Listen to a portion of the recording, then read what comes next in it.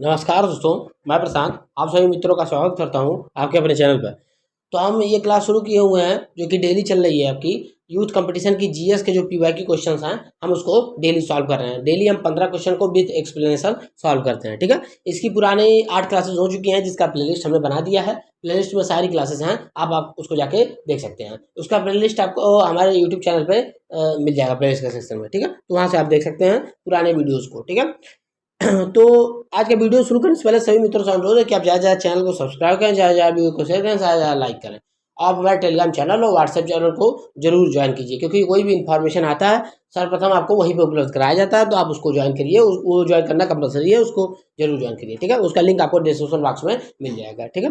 अगर कोई मित्र यहाँ पे बीपीओ की तैयारी कर रहे हैं और जूनियर स्टूडेंट की तैयारी कर रहे हैं और अगर आप एक हैंड रिटन नोट्स के साथ आप पेड ग्रुप में ज्वाइन होना चाहते हैं, ठीक है, और उसमें साथ में आपको मॉक टेस्ट में प्रोवाइड किया जाएगा उसी ग्रुप के अंदर, ठीक है। तो आप हमारे ग्रुप से ज्वाइन हो सकते हैं, जिसका जिसका सारा डिटेल हमारे यूट्यूब टेलीग्राम चैनल पे आपको प्राप्त हो जाएगा। तो वहाँ से आप ज्वाइन हो सकते हैं। बाकी का आपको प्ले लिस्ट मिल ही जाएगा, जीएस के जो इसके पुराने वीडियोज वहाँ पर मिल जाएंगे आपको। आज का ये क्लास 9वां क्लास है आपके इस जीएस के सेक्शन का, जो हम 2015 से लेके और अध्ययन जो अभी तक के जितने भी क्वेश्चन हुए हैं आपके यूपीएससी के पेपर्स में जो पीवाईक्यू क्वेश्चंस आए हुए हैं उन सबको हम यहाँ पे एक एक करके और डेली 15 क्वेश्चन के साथ हल कर रहे हैं, ठीक है।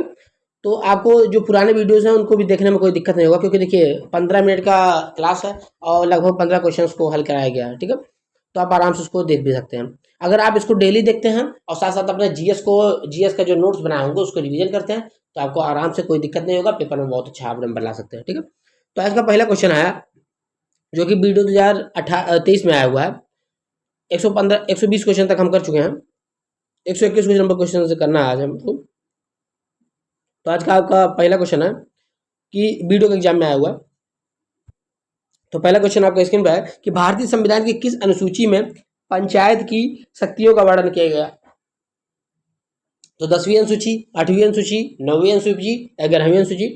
तो पंचायत का वर्णन आपका यहाँ पे किया गया 243 से लेकर 243 ओ तक, ठीक है। 243 ओ तक किया गया है, 11वीं अनुसूची में है और 9वें भाग में है, ठीक है। 9वें भाग में, ठीक है, किया गया है। अब यहाँ पे नीचे लिखा हुआ है सारा 73वें संविधान संशोधन से। तो संविधान 11वीं सूची अनुसूची में इसका वर्णन किया गया है। 73वें संविधान संशोधन द्वारा 11वीं अनुसूची को जोड़ा गया। इसके तहत आपको कितने विषय हैं, तो आपको याद रखना है कि 29 विषय हैं कि 73वें संविधान संशोधन अधिनियम पंचायती राज व्यवस्था के लिए पंचायती राज व्यवस्था को संवैधानिक दर्जा देता है, ठीक है। अब क्वेश्चन नंबर 122 देख लेते हैं, जो कि आज का दूसरा क्वेश्चन है। किस अनुच्छेद के तहत आपातकाल के दौरान मौलिक अधिकारों को भी निलंबित किया जा सकता है। तो 359 के द्वारा आपको आपातकाल के दौरान मौलिक अधिकारों को भी निलंबित किया जा सकता है। संविधान के अनुच्छेद 359 के तहत आपातकाल के दौरान मौलिक अधिकारों को भी निलंबित किया जा सकता है। अनुच्छेद 356 के राज्यों में संवैधानिक तंत्र के विफल होने की दशा में उपबंध करता है। अनुच्छेद 344 राजभाषा के संबंध में आयोग और संसद की समितियों तथा अनुच्छेद 345 राजभाषा से संबंधित आर्टिकल है, ठीक है। तो सारे आर्टिकल्स को हम लोग सारे ऑप्शन को हमने एक्सप्लेन कर दिया, ठीक है। अब क्वेश्चन 123 देखते हैं। निम्नलिखित में से किस मामले पर अकेले केंद्रीय विधानमंडल के पास कानून बनाने की शक्ति है, जिसे अवशिष्ट शक्तियों के रूप में जाना जाता है। तो पशुधन है कि साइबर क्राइम है कि पशुपालन है कि व्यापार और वाणिज्य है, ठीक है। तो साइबर क्राइम है, ठीक है। साइबर क्राइम अवशिष्ट शक्तियों में आता है, क्योंकि देखिए जब संविधान बना था तो साइबर क्राइम जैसा कोई चीज था नहीं, ठीक है। इसीलिए इसको अवशिष्ट शक्तियां में। अवशिष्ट शक्तियां क्या होती हैं कि जो संविधान बनते टाइम जो राज्य सूची या केंद्र सूची या समवर्ती सूची में जो शक्तियां नहीं शामिल की गई, उसके अलावा कोई नया चीज आ जा रहा है यहाँ पे, जैसे साइबर क्राइम एआई आ जा रही है, तो वो सब उसके कानून बनाने की शक्ति केंद्र सरकार की होती है। उसको क्या बोला जाता है, अवशिष्ट शक्तियां। और अवशिष्ट शक्तियों पर कानून बनाने का केंद्र की शक्ति आपको लिया गया है कर्नाटक के संविधान से, ठीक है। यहाँ पे लिखा हुआ है कि संविधान की 7वीं अनुसूची में संघ सूची, राज सूची तथा समवर्ती सूची दी गई है। जो विषय इन तीनों शक्तियों में नहीं सम्मिलित है उसे अवशिष्ट शक्तियां कहलाते हैं। तो यहाँ पे साइबर कानून इसमें शामिल नहीं है, तो इसमें कानून बनाने का अधिकार केंद्र सरकार का है। Question number 124। भारत के राष्ट्रीय प्रतीक में एक वृत्ताकार अबेकस पर 4 शेर एक के बाद एक जुड़े हुए हैं। अबेकस के चित्र बलवीर में 4 अलग अलग जानवरों की मूर्तियां हैं, जिन्हें धर्म चक्रों के बीच से अलग अलग किया गया है। निम्नलिखित में से कौन सा जानवर अबेकस के चिकबलवीर का हिस्सा नहीं है। तो बाघ नहीं है, बैल नहीं है, हाथी नहीं है कि दौड़ता हुआ घोड़ा। तो हमें बाघ नहीं है, ठीक है। तो बाघ इसका हिस्सा नहीं है, ठीक है। उत्तर प्रदेश के सारनाथ इसे अशोक स्तंभ 26 जनवरी 1950 को राष्ट्रीय प्रतीक बनाया गया। तो ठीक है, अशोक स्तंभ को कब बनाया गया? 26 जनवरी 1950 को राष्ट्रीय प्रतीक बनाया गया। मान्यता है मान्यता मिली। ठीक है, अशोक स्तंभ में 24 तीलियां हैं। इसमें धर्म चक्र परिवर्तन का प्रतीक माना जाता है। राष्ट्रीय झंडे के नीचे वाली पट्टी में 4 पशु हैं। राष्ट्रीय झंडे के नीचे वाली पट्टी में 4 पशु कौन कौन से?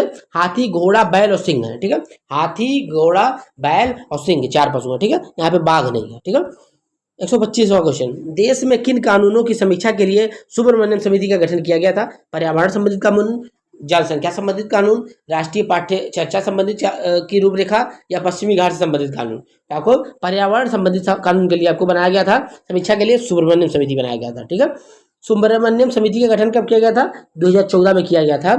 टी.एस. सुब्रमण्यम की अध्यक्षता में किया गया। इसका गठन पर्यावरण और वन जलवायु मंत्रालय द्वारा किया गया था।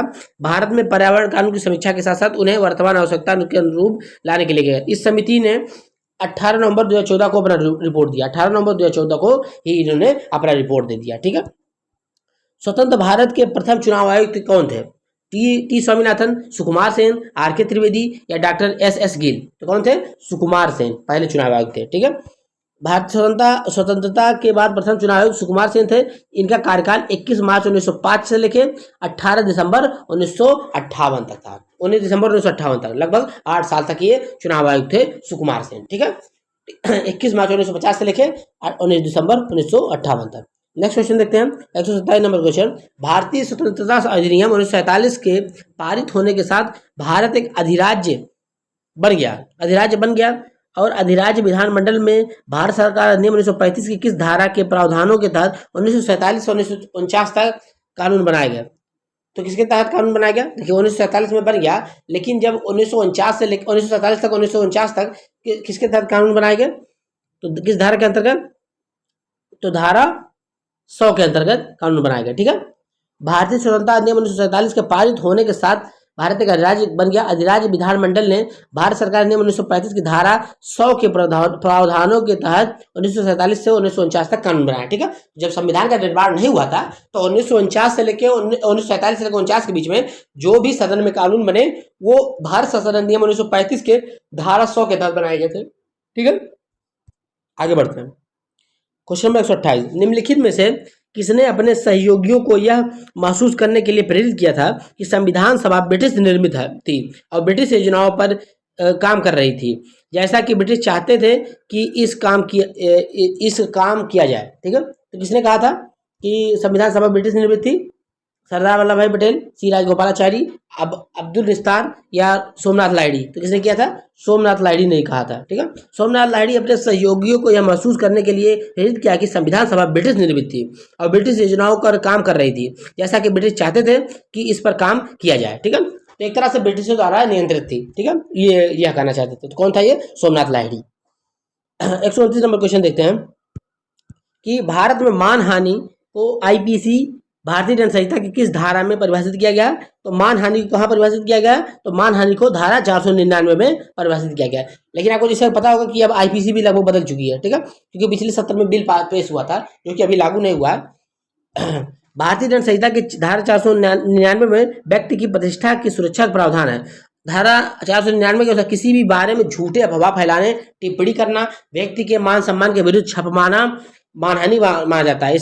इसमें धारा 500 के तहत मानहानि के लिए अधिकतम 2 वर्ष का कारावास हो सकता है। ठीक है, तो 499 में मानहानि है और 500 में दिया गया है कि कितना सजा हो सकता है। तो मानहानि का मुकदमा अगर होता है तो 2 साल की सजा हो सकती है। ठीक है, आगे बढ़ते हैं। क्वेश्चन नंबर 130, अब भूगोल का क्वेश्चन शुरू हो गया। शब्द शांति का समुद्र सी ऑफ ट्रैंक्विलिटी निम्नलिखित में से किस खगोल पिंड से जुड़ा हुआ है? तो सूर्य से, बृहस्पति से, चांद से या मंगल से? तो किससे जुड़ा हुआ है? चांद से जुड़ा हुआ है। ठीक है, वीडियो में क्वेश्चन आया था ये। शब्द शांति का समुद्र चंद्रमा से संबंधित है। यह सागर चंद्रमा के टैक्विटेलिस बेसिन में पाया जाता है। यह बेसाल्ट से बना हुआ है। यह चंद्रमा के उत्तरी गोलार्ध में स्थित है, एक अंधेरा स्थान है। यह चांद पर कम ऊंचाई वाला मैदान है जो पानी और धूल से भरा हुआ है। ठीक है, तो ये चांद का स्थान है।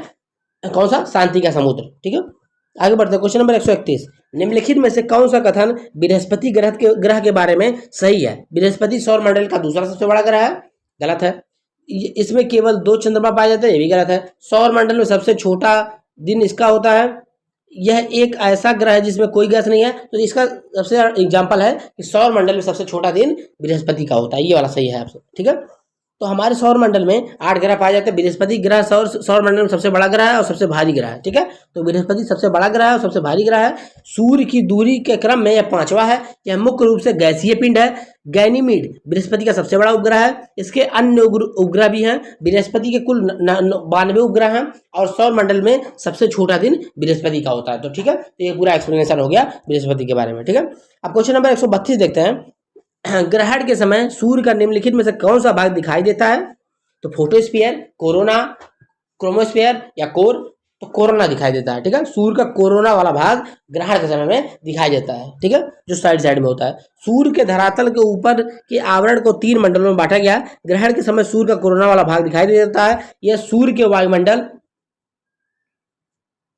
वायुमंडल का सबसे बाहरी आवरण होता है जो क्रोमोस्फीयर के ऊपर पाया जाता है। यह आवरण कमजोर गैसों से बना होता है जो सूर्य के प्रकाश मंडल के उज्जवल प्रकाश से अभिभूत होता है। जब ग्रहण के दौरान चंद्रमा सूर्य के चेहरे के अवरुद्ध करता है तो सूर्य के चारों ओर सफेद मोती प्रभा मंडल के रूप में कोरोना दिखाई देता है, ठीक है। तो आप देखते होंगे कि बगल बगल में सफेद सफेद दिखाई देता है, वो क्या है? सूर्य का कोरोना वाला परत है, ठीक है। आगे बढ़ते हैं। Question number 133। हानिकारक यूवी पराबैंगनी किरणों के से हमारी रक्षा करने के लिए वायुमंडल की निम्नलिखित परतों में से किसमें ओजोन परत पाया जाता है? तो समताप मंडल में, क्षोभ मंडल में, ताप मंडल में या मध्य मंडल में? तो आपका समताप मंडल स्ट्रेटोस्फीयर में आपका ओजोन परत पाया जाता है, ठीक है। ओजोन परत प्रमुखतः ऑक्सीजन के 3 अणुओं से बना होता है। समताप मंडल में वायुमंडल की दूसरी सतह पर क्षोभ मंडल के ऊपर स्थित होता पाया जाता है। समताप मंडल का विस्तार 16 से 50 किलोमीटर के बीच में होता है। समताप मंडल का विस्तार क्या होता है? 16 से 50 किलोमीटर के बीच में होता है। इसमें ओजोन परत पाई जाती है जिसे पृथ्वी का कवच कहा जाता है। यह सूर्य से उत्सर्जित हानिकारक पराबैंगनी किरणों को पृथ्वी की सतह से आने से रोकता है। 16 सितंबर को विश्व ओजोन दिवस मनाया जाता है। ओजोन परत को नष्ट करने के लिए क्लोरोफ्लोरोकार्बन को रोकने के लिए 1987 में मॉन्ट्रियल प्रोटोकॉल का समझौता हुआ था। पूछ सकता है कि मॉन्ट्रियल प्रोटोकॉल किस लिए हुआ था? तो मॉन्ट्रियल प्रोटोकॉल का समझौता 1987 में ओजोन परत के क्षरण को रोकने के लिए हुआ था, ठीक है। अब क्वेश्चन नंबर 134 देखते हैं। निम्नलिखित में से जोवियर ग्रह खोजे गए हैं बुध पे, यूरेनस में या पृथ्वी पे या मंगल पे? तो जोवियर ग्रह खोजे गए हैं कहाँ पे? यूरेनस। बृहस्पति, शनि, यूरेनस और नेपच्यून जोवियर ग्रह या गैसीय विशालकाय ग्रह हैं। इनमें वायुमंडल की मोटी परत पाई जाती है जिसमें ज्यादातर हीलियम और हाइड्रोजन पाए जाते हैं। तो ये चारों ग्रह जोवियर ग्रह हैं, ठीक है। अब आज की क्लास का लास्ट क्वेश्चन आपका है, जो कि आपका 15वां क्वेश्चन है। पूरा टोटल 135वां क्वेश्चन है, लेकिन आज की क्लास का 15वां क्वेश्चन है। जिस ग्रह का सबसे अधिक वलय है वो है, तो सबसे अधिक वलय किसमें है? बृहस्पति में है, यूरेनस में है, नेपच्यून में है, शनि में। तो सबसे अधिक वलय मतलब छल्ले किसमें ज्यादा है? चारों तरफ ग्रह के, तो शनि में है। शनि ग्रह सबसे अधिक वलयों की संख्या है। शनि सूर्य से 6वां ग्रह है और हमारे सौरमंडल का दूसरा सबसे बड़ा ग्रह है। इसमें वायुमंडल में हाइड्रोजन, हीलियम, मीथेन, अमोनिया पाई जाती है। इसके कारण इसे गैसों का गोला भी कहा जाता है, ठीक है। तो ये रहा आज की क्लास का लास्ट क्वेश्चन। आपको क्लास कैसा लगा आप कमेंट बॉक्स में कमेंट करके बताएंगे। ज़्यादा चैनल को सब्सक्राइब करेंगे और ज़्यादा वीडियो को शेयर करेंगे और लाइक भी करेंगे, ठीक है। अगर कोई मित्र यहाँ पे टेलीग्राम चैनल से और व्हाट्सएप चैनल से हमारे नहीं जुड़े हैं तो उसका लिंक आपको डिस्क्रिप्शन बॉक्स में मिल जाएगा, आप उनसे जुड़ सकते हैं। क्योंकि अगर कोई भी इन्फॉर्मेशन बहुत ज़्यादा इंपॉर्टेंट होता है तो हम वीडियो बनाने से पहले उसमें डाल देते हैं, ठीक है। और कोई भी इन्फॉर्मेशन आता है वैकेंसी रिगार्डिंग तो आपको वहाँ पर बता दिया जाता है, तो आप उसको ज्वाइन कर लीजिए, ठीक है। अगर कोई मित्र यहाँ पे बीपीओ की तैयारी कर रहे हैं या जूनियर स्टूडेंट की तैयारी कर रहे हैं और आप चाहते हैं कि हैंड रिटन उनको नोट्स मिले और साथ साथ मॉक टेस्ट भी मिल जाए, ठीक है, तो आप हमारे पेड ग्रुप से ज्वाइन कर सकते हैं, जो कि बहुत ही नॉमिनल फीस पे है। आपको सारा डिटेल हमारे टेलीग्राम चैनल पर मिल जाएगा, ठीक है, व्हाट्सएप चैनल पर भी मिल जाएगा, ठीक है। तो वहाँ से आप ज्वाइन हो सकते हैं। अगर वहाँ पे नहीं ज्वाइन हो पाते हैं तो कमेंट बॉक्स में कमेंट कर दीजिए कि आपको ग्रुप चाहिए, तो आपको पता चल जाएगा। अगर आप इस जो क्लास चल रही है इसका पुराना वीडियो देखना चाहते हैं तो हमारे यूट्यूब चैनल पर इसका पूरा प्लेलिस्ट बना हुआ है। हम डेली 15 क्वेश्चन विथ एक्सप्लेनेशन के साथ कराते हैं, ठीक है। तो आप ये वाला आपकी क्लास जो है आपको यूपीडब्ल्यूएससी पैट चाहे यूपीडब्ल्यूएससी के विभिन्न एग्जाम जो जूनियर स्टैंडर्ड वगैरह हैं जिसमें आपका जो है जीएस के क्वेश्चन पूछे जाएंगे उस सारे के लिए उपयोगी है, ठीक है। क्योंकि हम 2015 से लेके और अभी तक के जितने भी अध्ययन क्वेश्चन आए हुए हैं यूपीडब्ल्यूएससी के प्रीवियस ईयर क्वेश्चन जीएस के सारा हम कर रहे हैं इसमें, ठीक है। इसको करने के बाद हम कंप्यूटर के भी शुरू करेंगे क्लास को, तो उसको भी धीरे धीरे हम करके करेंगे, ठीक है। तो आपको कैसा वीडियो लगा आप ज़्यादा बताएंगे कमेंट बॉक्स में। मिलते हैं नेक्स्ट क्लास में नेक्स्ट वीडियो के साथ। धन्यवाद।